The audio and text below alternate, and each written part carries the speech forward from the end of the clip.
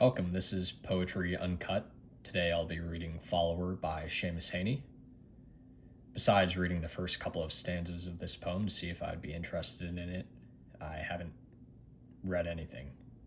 I know Seamus Heaney, but I haven't read much of his poetry. This is Uncut, a first take.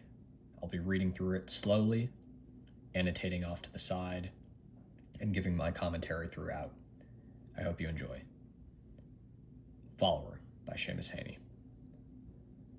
My father worked with a horse plow.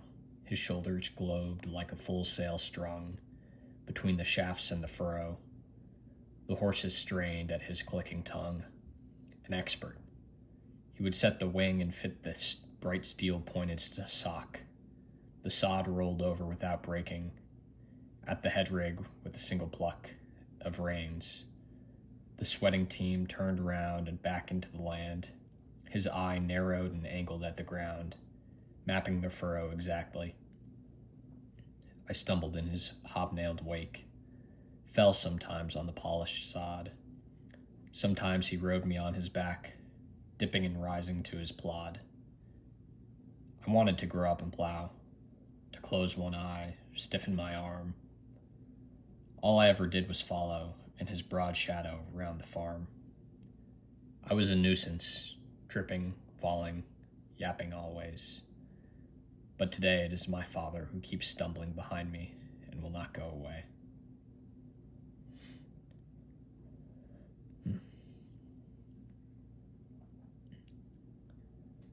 So I guess first thoughts are kind of this empty space at the end, the lack of punctuation.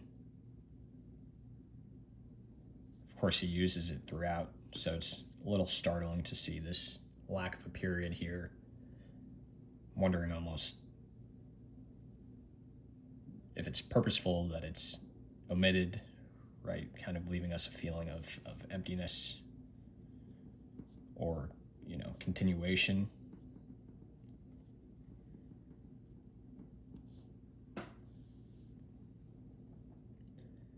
Like also how this stanza sort of marks the things that his father would do. Close one eye. His eye narrowed and angled at the ground. See a connection there, of course. And I guess we could really then say that the poem transitions from fatherhood to boyhood. Right, the speaker's imagining himself as a boy, the son of his father, and then this boyhood is almost transitioning back into a fatherhood, and that he's becoming his father, and his father is becoming him. Of course, that might be fairly obvious, but again, this is my first time reading through it, so just putting my thoughts down as we go along. I might read through it again. My father worked with a horse plow. His shoulders globed like a full sail strung between the shafts and the furrow. The horses strained at his clicking tongue. Really like this here. Globed like a full sail strung. That uniform, monosyllabic, full sail strung kind of creates this forward motion, almost insisting on this theme that we identified earlier. Full sail strung, moving forward in time. Also like globed here. The horse is strained at his clicking tongue. This is nice as well, of course. Tongue, strung. Kind of instantly connects the animals to the father in that the rhyming associated with his body are then connected to the horses, again, through his body. It's kind of the horses are in between his shoulders and tongue. They're a part of him. Horses, part of him. Some of the marginalia here is a little funny. horse is part of him. An expert, this is nice as well, kind of transitioning, an expert of what, right? This is ending in a period, so it's, we would assume, a final thought, and then it's starting anew as if,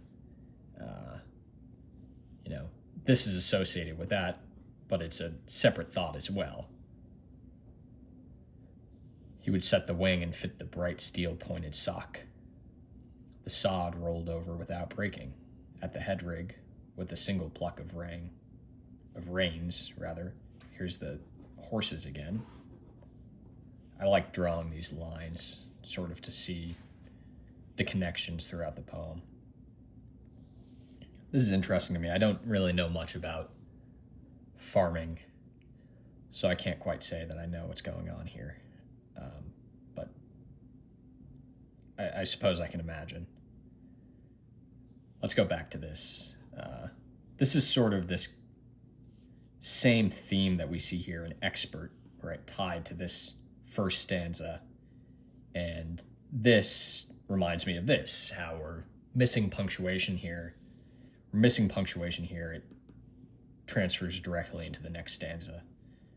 At the head rig, with a single pluck of reins, the sweating team turned round. A team, I'm assuming, is the horses, and back into the land. His eye narrowed and angled at the ground, mapping the furrow exactly. Mapping the furrow exactly. I'm assuming furrow here is a agricultural term, although I can't say I know. But it's interesting how the narrowing of an eye one associates with also the furrowing of a brow.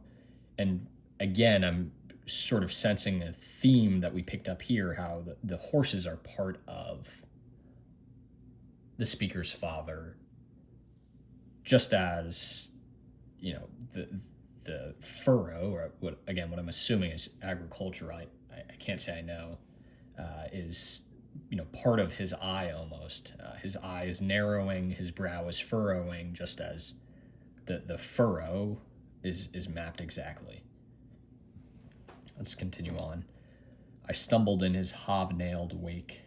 Like this, hobnailed, it kind of sets up this, my father keeps stumbling. Again, some of the language here I don't fully know the meaning of, but I'm assuming hobnailed is, oh my goodness. Apologies for that. Hobnailed is, where was I? Him, his father walking almost on, like, I imagine, a peg leg. Hobnailed. It's interesting that he already senses a deterioration early on, if that is indeed what I think it means. Fell sometimes on the, sorry for all the beeping, fell sometimes on the polished sod. Now this is back to the speaker who fell sometimes. Sometimes he rode me on his back, just a, young boy, right? Dipping and rising to his plod. Of course, sod, plod. The sod is the farm. The plod describes the, motion of father. And it's the same furrow, burrow, right? Not burrow. Furrow, brow, that is, furrow his brow. Dipping and rising to his plod. I wanted to grow up and plow, to close one eye, stiffen my arm. All I ever did was follow in his broad shadow round the farm. Again, farm, arm, same as plod, sod, right? The rhyming is not just a rhyme, but also a connection between the father and the land. I like here that he says all he ever did was follow, kind of suggesting that he, what does he amount to? The speaker. And this word, ever, does a lot of that work.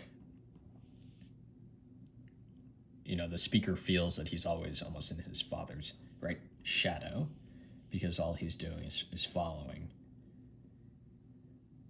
It's a natural desire to grow up to want to be like your father, especially if you spend so long following him around and admiring the work he does. But he turns, saying, I was a nuisance, tripping, falling. And then, this kind of goes on, yapping always. But today, I like how this is on the same line. But today, it's a transition that doesn't happen between a stanza like we've seen before, or even between a line. It's within a line, within line transition. It is my father who keeps stumbling behind me and will not go away. Stumbling behind me and will not go away. Will not go away. This is the nuisance idea, right? We're kind of coming back to this idea of fatherhood to boyhood to fatherhood. Very cyclical. Because, of course, the speaker is replacing himself here, saying that his father is almost becoming him. It leaves me with what I marked earlier, right? A feeling of emptiness, but also an acceptance of growth, aging. There's a certain sadness associated with it. The fact that time will continue moving on. And I almost wonder if that's sort of some of the work that the land connection is giving us here, right? The land and the earth is eternal, one might say, at least as far as we're concerned. The earth will certainly exist for longer than we will.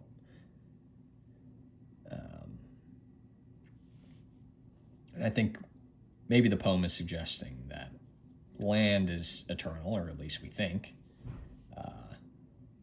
Humans, are we eternal?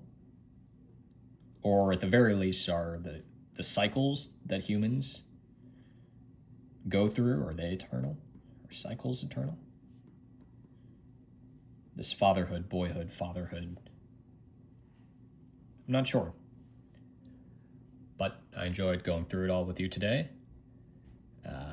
Again, this is uncut, so I won't be removing any of those sounds you heard earlier if you happen to make it to the end of the video.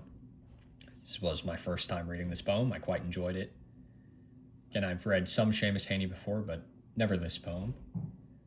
If you have any ideas or you'd like for me to read another poem in the future, please do let me know. Otherwise, I hope you enjoyed. Thanks.